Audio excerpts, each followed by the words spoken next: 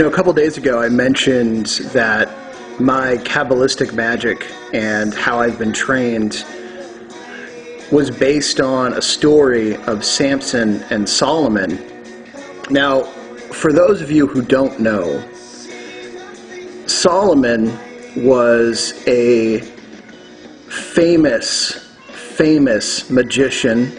Later, Hebrew tradition turned him into a high priest, which is not correct.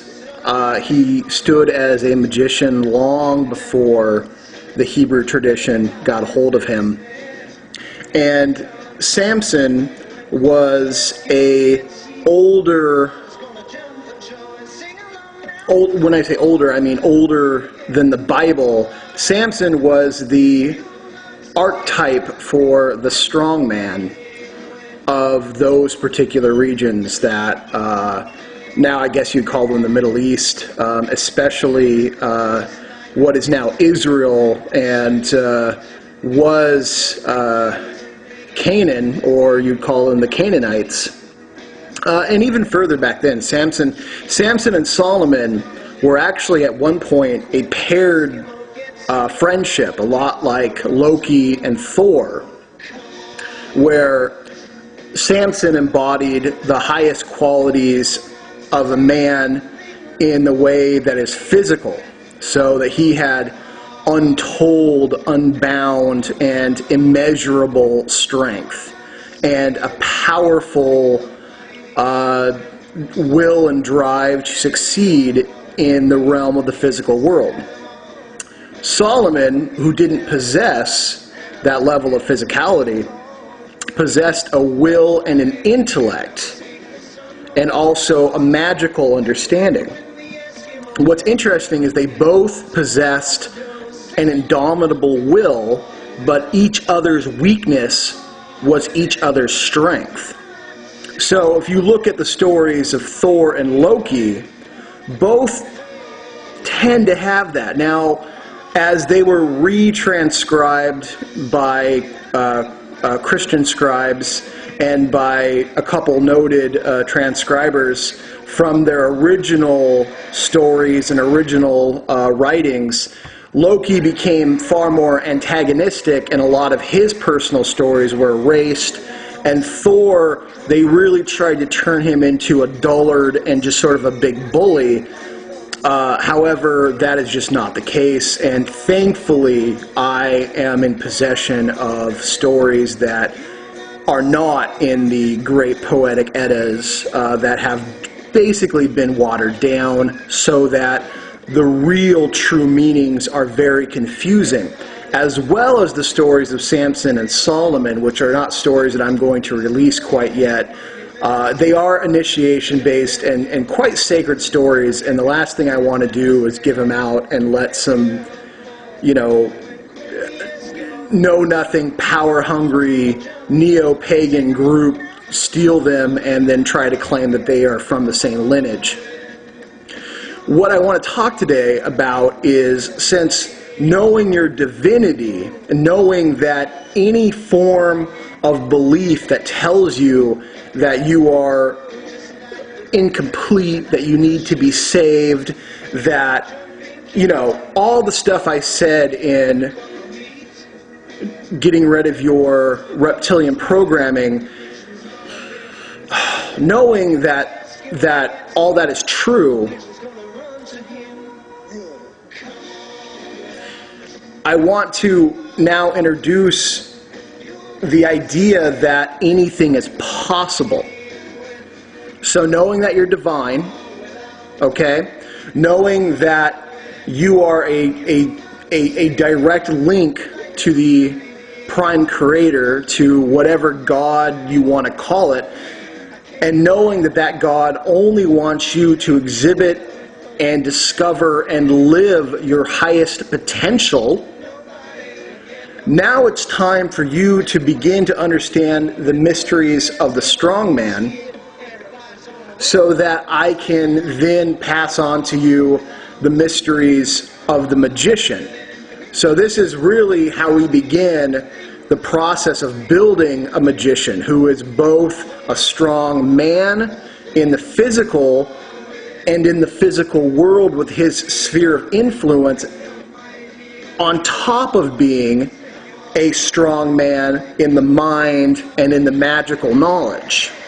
This is the complete individual that the stories of Samson and Solomon embodied.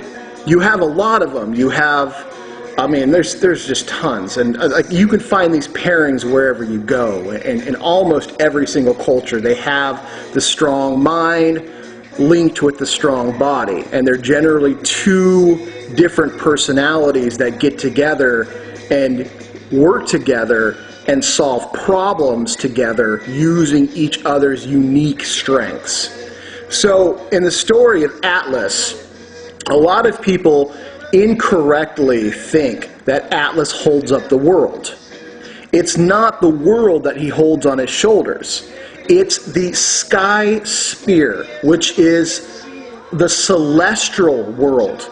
He is on the physical world, holding on his back the entire celestial sphere. So that means all the constellations, all the what could be, and all the dreams and the weight of all the astrological influences and planetary influences.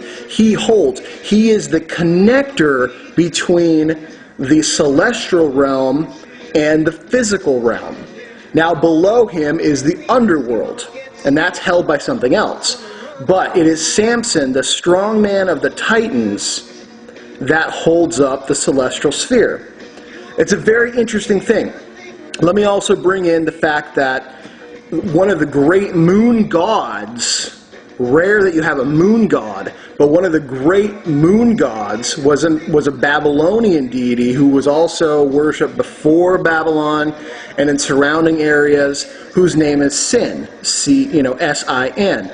Actually, I really think this is where we get the word sin from, as a way to demonize this particular deity. He was a very heavily muscled deity, and his connection with physical strength really kind of throws people off, because, well, he's like a moon deity, so that's more magic, right? It's like, what is physicality? What is a strong male doing as a moon god? Well, here's the real thing.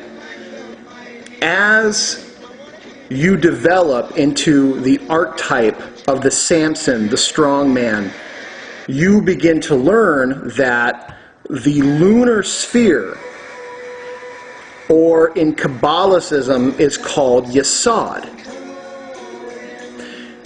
What's interesting is if you look at the tree of life, there are many interesting things, I'm going to say that a lot.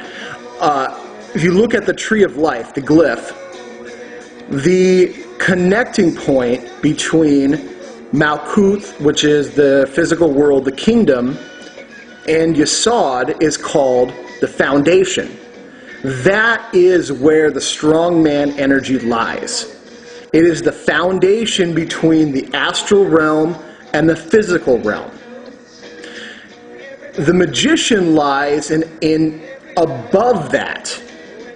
Okay? That's not to say that it is above the strongman, because without the strongman, it's not possible. Okay? And without the magician, the strongman then is not possible. Both are interdependent of each other. And at the same time, both depend on each other. So you learn to work both independently, however, both are in a symbiotic relationship with one another. So what we're talking about here is the astral world is a flexible, malleable substance that is viewed as sort of a gloomy, splendorous darkness. Like the moon, which is why the moon is its planetary ruler, the astral world doesn't have any of its own quote-unquote light. The sun must reflect on the moon for the moon to reflect the sun's light and give you an idea of what the moon looks like. The astral world is reflective. That's why magical mirrors, scrying pools, all these things are very in touch with the astral world. So when you visit the astral world, your inner light source, your inner sun, which is your higher self, is the light that the astral world reflects back. And you get to see what you are creating in the astral world. This means that the astral world is being shaped by what your higher self and your sustained thoughts tell it. That's a very, very interesting point. So, you are in control of the astral world, whether or not you know it. And you either benefit from it or you suffer from it. But this is the secret. So, what does the strong man have to do with this? The strong man, Samson, is the one that has the power and strength of will and determination to use his hands to shape the astral world like a sculptor would a piece of clay. Okay? This is the interesting thing. So he builds this astral world.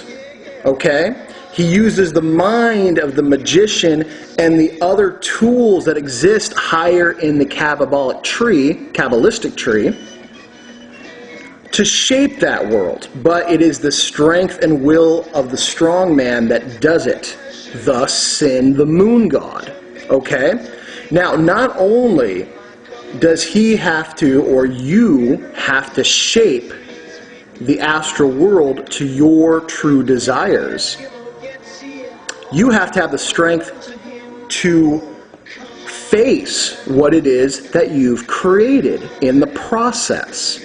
And one of the hardest things one could look at is to do a real long look in the mirror and continually ask, who am I? You're not going to love the answers you hear back. But it's important because eventually you will be called out on it anyways, and the only way that you can ever change what you don't like about you is to face it and then have the strength to stick with it and change it. The same thing happens on the astral world. You will see that you are building the instrument of your own destruction.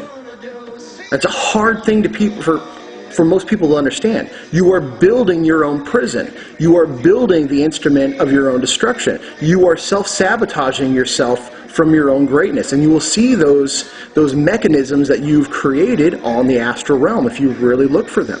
This is why Christianity and so many of the big religions are so self-defeating. Because you are building your own self-defeat. You are building a world that says, I need someone else to save me. I'm worthless.